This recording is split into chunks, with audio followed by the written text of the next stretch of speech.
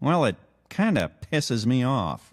So let's review. Who told Americans to avoid saturated fats, which make you feel full and happy and don't spike your blood sugar, and told us instead to eat lots and lots of carbohydrates, which do spike your blood sugar and make you hungry again soon after eating them? Your government. Who cut funding for PE programs and, even according to John Banzhaf, doesn't provide enough playgrounds in many areas? Your government. Who ordered kids to ride a school bus across town instead of letting them walk to their neighborhood school? Your government. Who pushed trans fats into the fast food restaurants right around the time more Americans were eating fast food? The guy from CSPI. So who does Morgan Spurlock blame for America's growing waistline? Ronald McDonald. And who do the food evangelists want to swoop in and solve this problem? Your government. That reminds me of the only saving grace of government is that they're incompetent, because if they could do what they really wanted, it would be horrible for all of us. And now for the one question that really matters. Who decides to drink 44-ounce sodas and eat big bowls of sugary cereal and large orders of fries and then go home and sit in front of the TV and eat more sugar and more starch instead of taking up a sport or just going for a long walk? You do. And if that's your choice? So it is, and I think for the most part, a very sincere blindness to the possibility that other people might just have different values and preferences than they do. I love hamburgers. I love French fries. I love Coke. I love to go in there. And, you know, there are times when I eat these meals, even though I know that this is not the healthiest food for me to be eating. And that in a free society, that's okay. You know, it's all right. Well, I'm lysine, bromide, various insecticides, blue dye number 9.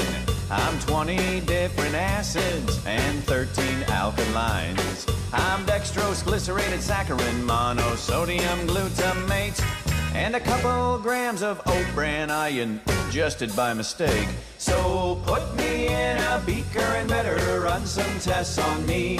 With the toxins in my body, I'm a walking pharmacy.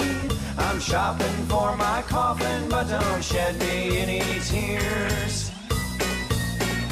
'Cause according to the experts, I've been dead for several years. Now I'm probably just a victim of my weak heredity. My grandpa loved his whiskey, cigarettes, and ham and cheese. He had bacon, eggs, and coffee every day he was alive. And his diet finally killed him at the age of 95. So put me in a beaker and better run some tests on me. With the toxins in my body, I'm a walking pharmacy. I'm shopping for my coffin, but don't shed me any tears. 'Cause according to the experts, I've been dead for several years. Now my health food friend was natural in his body, mind, and soul. He only ate organic foods from a natural earthen bowl. But there was botulism in that natural garden he had plowed. He died of natural causes, and his friends were very proud. You know what they said at his funeral, don't you? Boy, he sure looks natural. Now, Kim Jong-il sold chemical bombs to his buddies in Iran.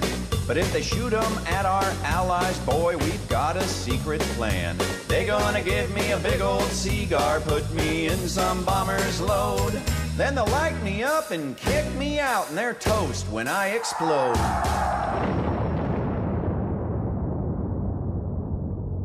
So put me in a beaker and better run some tests on me.